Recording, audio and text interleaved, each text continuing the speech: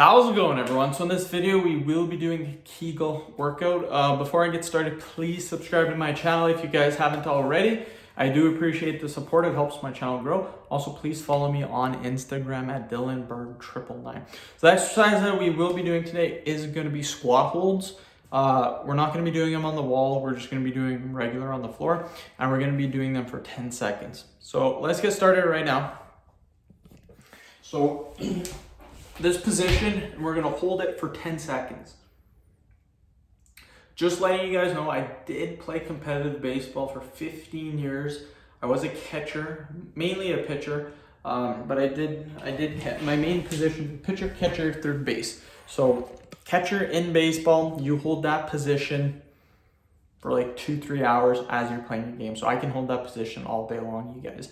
But for most people, 10 seconds will fully hit your kegels, and you can do more, but I'm not going to sit here for 2 hours.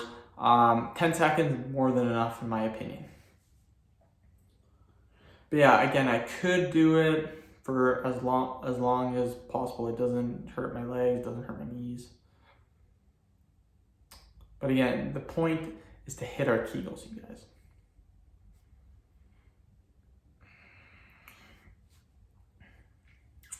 My fourth video of the day, you guys. So I'm starting to get some momentum.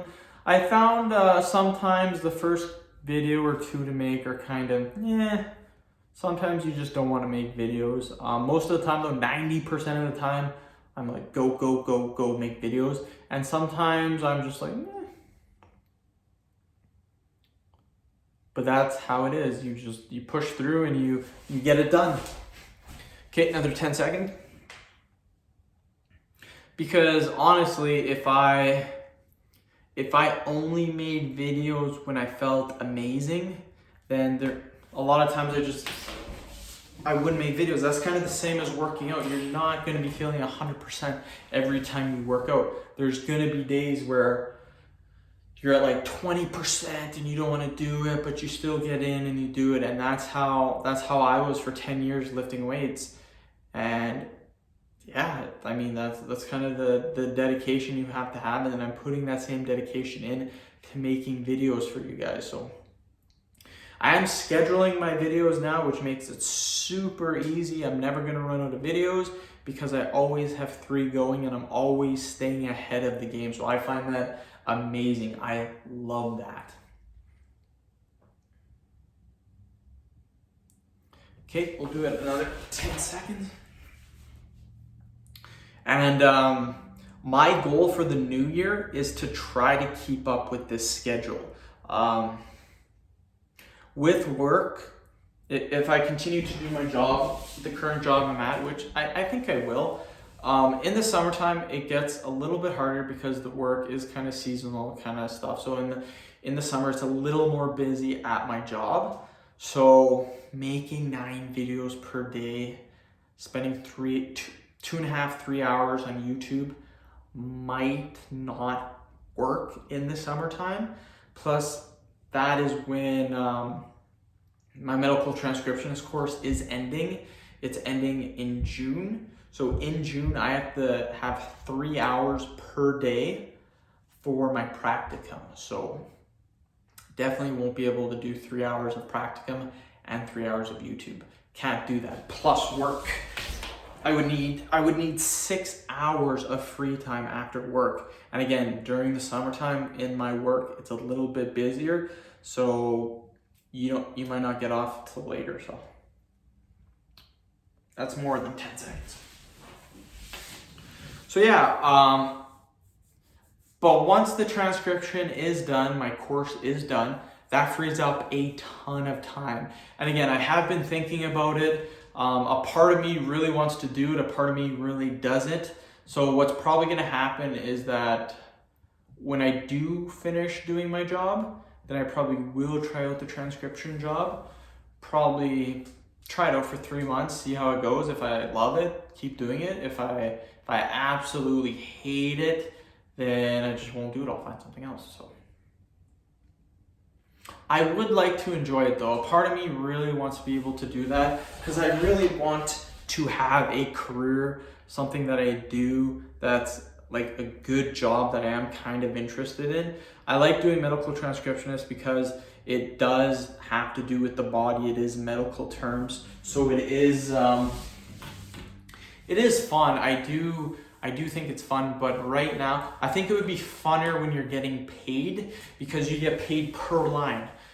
So the more you type, the more you get paid.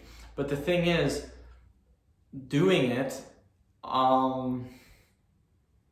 I never expected having the accuracy. I never expected the accuracy to be so high. Like, I'm looking at jobs and they're saying they want 99% accuracy. Right now, for 1 minute of transcriptions, I get about 50 wrong, which is, I get anywhere from 20 to 30 differences. So a difference is technically an error. So if I do a 5-minute transcription, I'll get 100 errors, which in my opinion is pretty good. And you would achieve, depending how many protocol errors you got, you would get probably like an 80% or something. But I have no freaking idea how they get 99%, because that's literally like missing a comma or something, and that's very common. So it's weird too, because like if you miss a comma, you miss a period, you miss capitalizing something, it's wrong. Like, it's very, very meticulous work, and that's something that I don't know if I really am meticulous. I'm more of a labor person, more hardworking, stuff like that. I don't know if I'm super meticulous. Like, I can be meticulous, I can check my work, but being that meticulous, I don't know. So 10 seconds. Again, I love talking during my rest periods, you guys. That's something that hopefully you guys do enjoy, because it's something that I do on my channel. And I don't think it's something, I don't think, to be honest, I've ever seen it on, I do see it on fitness YouTubers. They'll do a set and then they'll talk for a bit, but I feel like my channel, I do a lot of exercise tutorials. So that's something that I'm really proud of. And I feel like that's what's gonna keep my YouTube channel going for a very long time, is I keep doing exercise demonstration, that I keep showing people how to do the exercises, as opposed to other fitness YouTubers. They'll start off doing that, they'll grow a big subscriber list, and then they'll start doing vlogs and stuff. So I mean, I'm not gonna do that ever. If I do that ever, I'll make a new channel, or like Dylan Bird vlog or something like that. But I'm not that interesting of a person, to be honest. I love routine in my day-to-day life. I am huge on routine. When stuff changes on me, I hate that. It's a part of who I am. I like bodybuilding, that's why I loved it, and bodybuilding kind of got me into this, where day to day, I like the same thing every single day, the exact same thing. You can call me boring, but the weekends is kind of when I like a little bit of change, but not too much. But during the weekdays, I like the same thing. Even on the weekends, I don't mind doing the same things. So change, I don't like change. I like routine. Routine's very good. That's why I like doing bodybuilding and stuff, because it was routine. You did the same thing. I mean, you switched up the reps and the sets, but it was routine. Sometimes too, when I'm talking, I'll notice like I'll go from one subject, I'll talk about it for like 5 minutes, and I'll just go to a completely other subject, which isn't bad in my opinion, because I mean, who really cares? It's just a rest period. I'm trying to talk to get you guys, just to keep you guys focused, keep you motivated, and just to tell you what's going on in my life. But that's really it.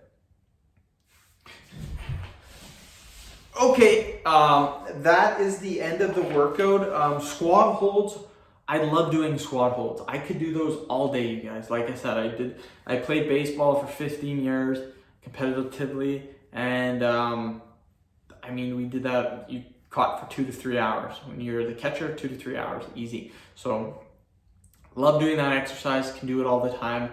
Love it when it comes up in my programming when I'm making videos. So yeah, end of video. Thank you guys so much for watching. Please subscribe to my channel if you haven't already. Please like the video, share it. Please follow me on Instagram at DylanBurg999.